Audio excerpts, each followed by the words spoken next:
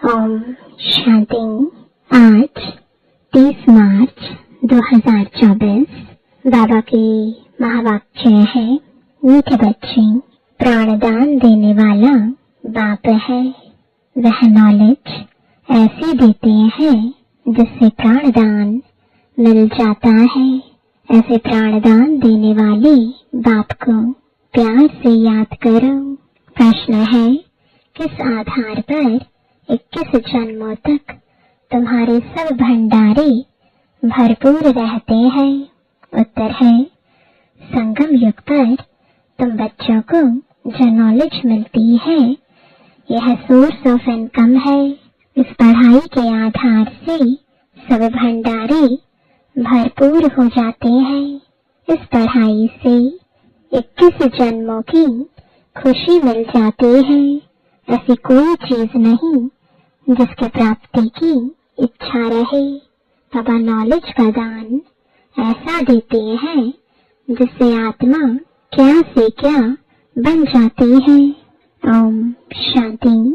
भगवान वाच सालिग्राम समझते हैं, शिव बाबा हमको पढ़ाने आते हैं। वही जानते हैं, वही सृष्टि के आदि मध्य अंत को जानते हैं। बच्चों को अब कोई नई बात नहीं लगती, समझ में आ गया है। मनुष्य तो सब भूले हुए हैं। जिसने पढ़ाया उनके बदले पहले नंबर में पढ़ने वाले का नाम डाल दिया है। तुमको पढ़ते पढ़ते यह बात सिद्ध करनी है। भारत के शास्त्रों की ही बात है और धर्म के शास्त्रों की नहीं। भूल ही भारत के शास्त्रों की है। तुम्हारे सिवाय यह बात और कोई सिद्ध नहीं कर सकता। बच्चे जानते हैं यह अनादि ड्रामा है, फिर भी रिपीट होगा। तुम मनुष्य मात्र को सुधारने का पुरुषार्थ करते हो। मनुष्य जब सुधरते हैं तो दुनिया ही सुधर जाती है। सतयुग है सुधरी हुई नई दुनिया और कलयुग है अनसुधरी हुई पुरानी दुनिया। यह भी तुम बच्चे अच्छी रीति समझते हो और धारण कर समझाने लायक भी बनते हो। इसमें बड़ी रिफाइननेस चाहिए। बाबा तुमको कितना रिफाइन कर समझाते हैं, सुधारते हैं। बाप कहते हैं, जब तुम सुधर जाते हो फिर मुझे सुधारने की जरूरत नहीं रहती। तुम अनआर्य बन पड़े थे, अब आर्य अर्थात देवी देवता बनना है। सो तो सतयुग में ही होंगे। वह सब सुधरे हुए थे, अब अनसुधरे ले उनकी पूजा करते हैं। यह किसकी बुद्धि में नहीं आता कि हम उनको क्यों सुधरे ले कहते हैं। है सब मनुष्य जो सुधरे ले आर्य थे, वही सब अनसुधरे ले बने हैं। आर्य और अनआर्य।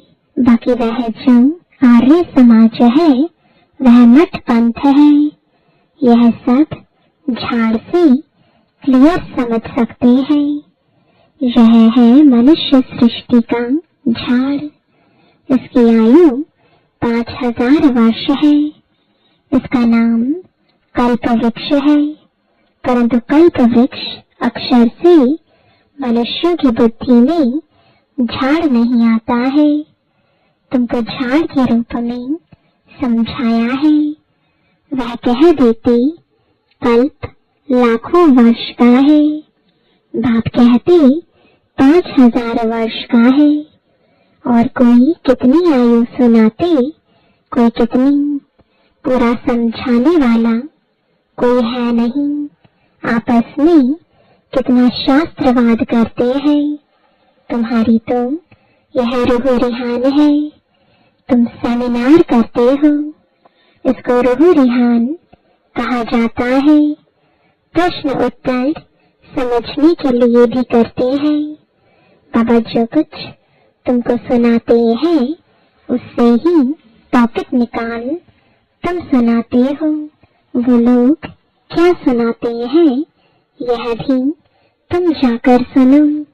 फिर आकर सुनाना चाहिए कि इस प्रकार का वाद विवाद चलता है।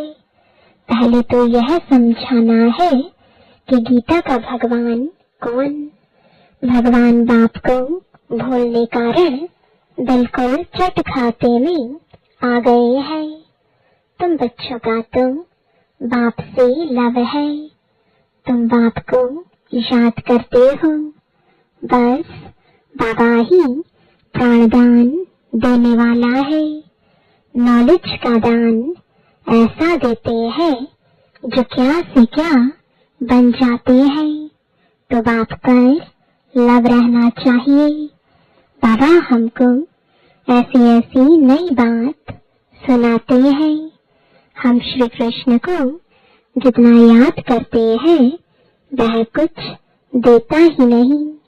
श्री नारायण को याद करते हैं, याद करने से कुछ होता है क्या? हम तो कंगाल के कंगाल ही रह गए। देवताएं कितने सॉल्वेंट थे, अब सभी आर्टिफिशियल चीजें हो गई हैं। जिसका दाम नहीं उनका आज दाम हो गया है।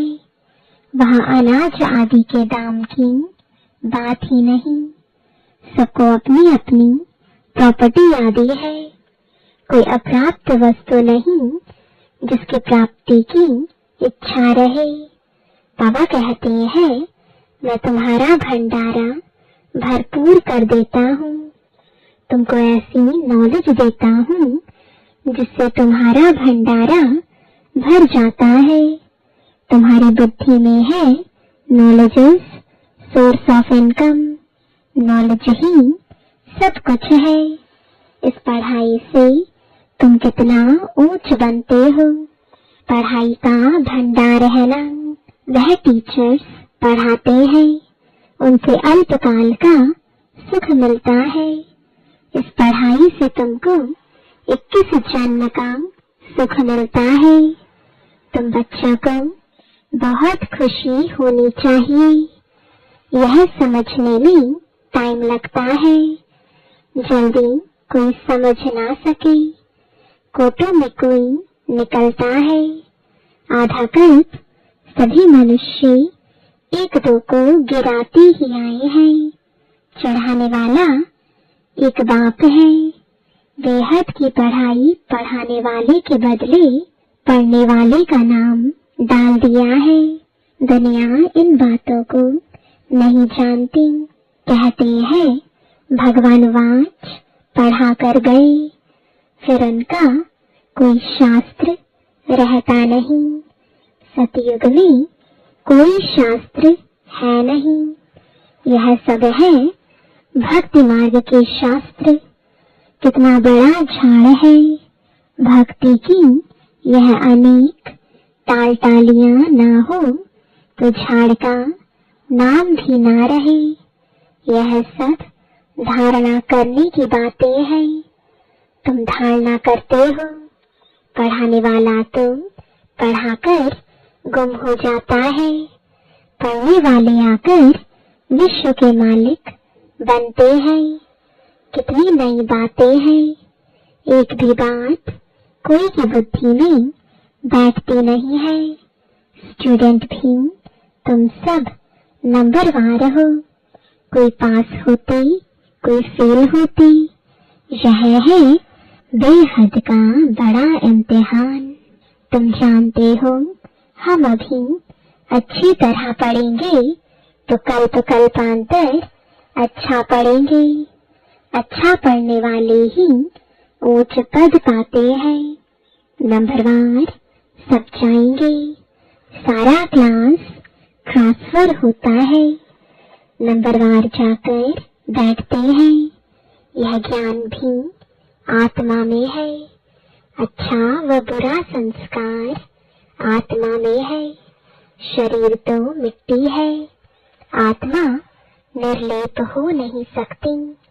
100% सत्व प्रधान और 100% तमो प्रधान कौन है, यह भी तुम समझते हो। पहले तो गरीबों को उठाना पड़े, वह पहले आएंगे। गुरुओं की भी अच्छे अच्छे अनन्य शिष्य जब आएंगे, तब उन सबकी बुद्धि खुलेगी।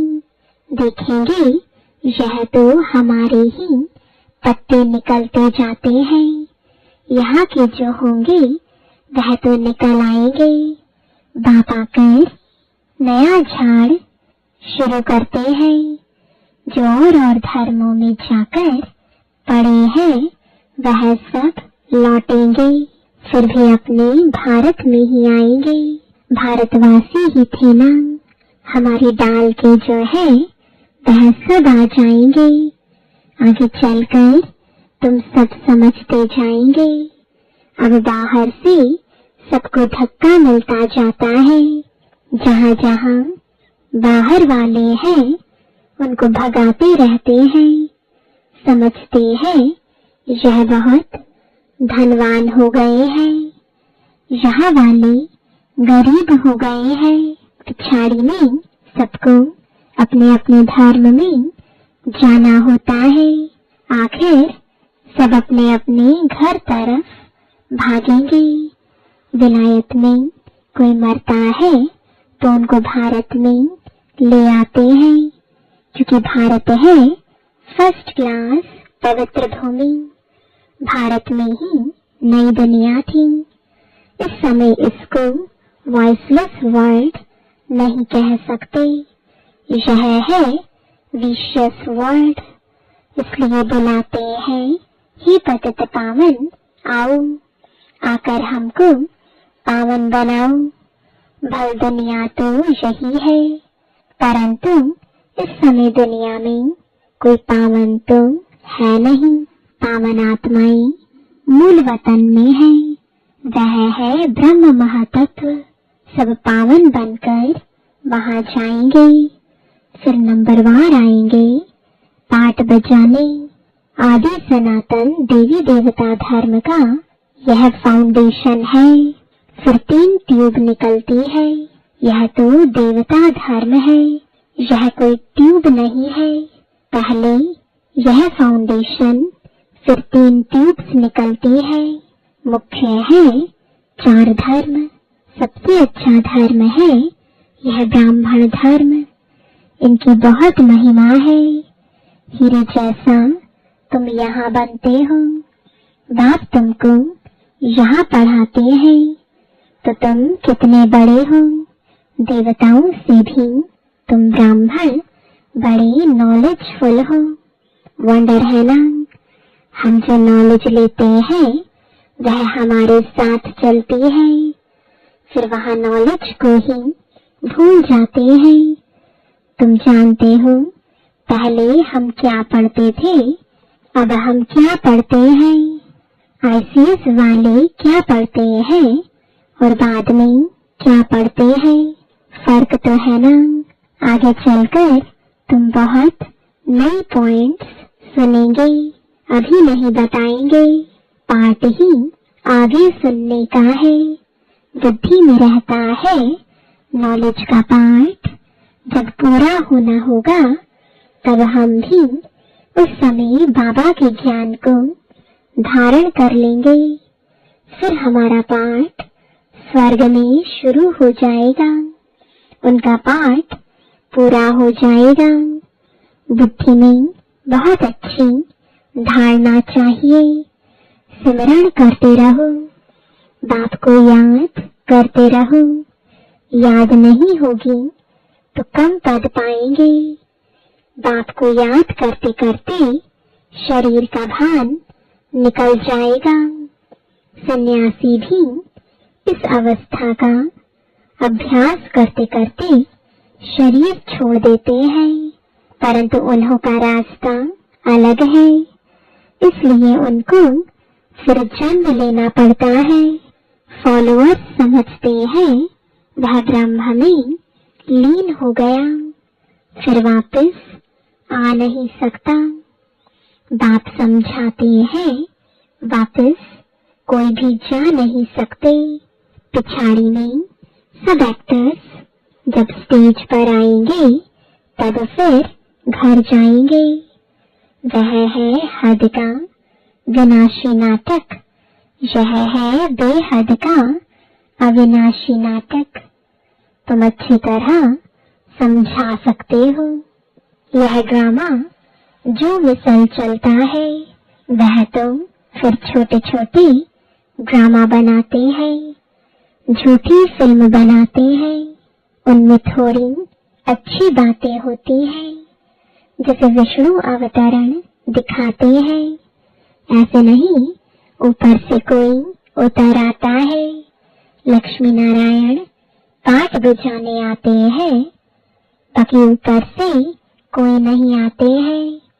अब तुम बच्चों को बाप पढ़ाते हैं, तब यह बातें तुम सब समझ सकते हो।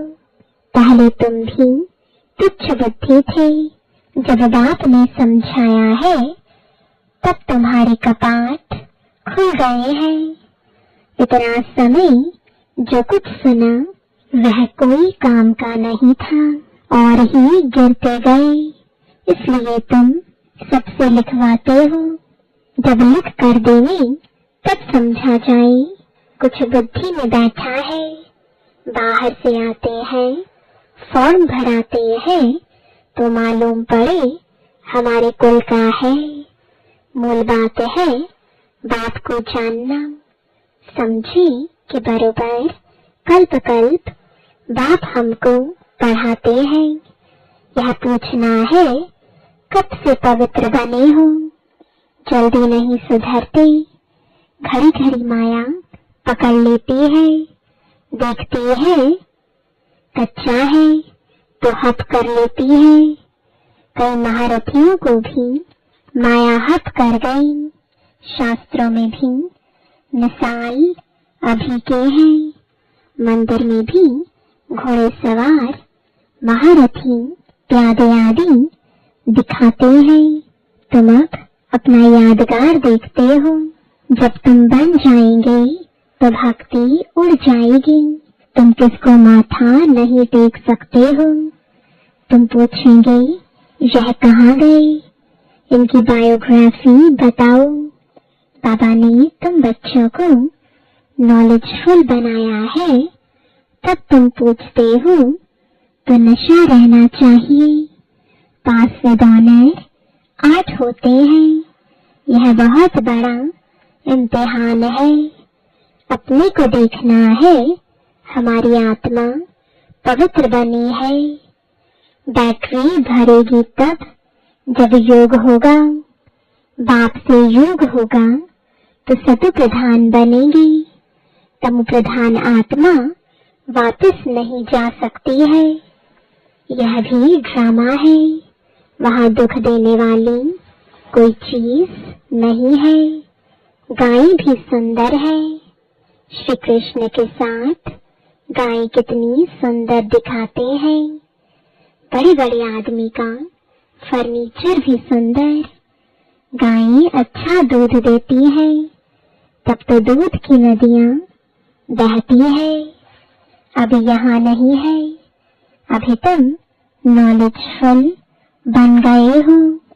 इस दुनिया को तुम तुच्छ समझते हो। इनका सारा किचड़ा स्वाहा होना है। फिर सारा किचड़ा निकल सब स्वच्छ बन जाएंगे।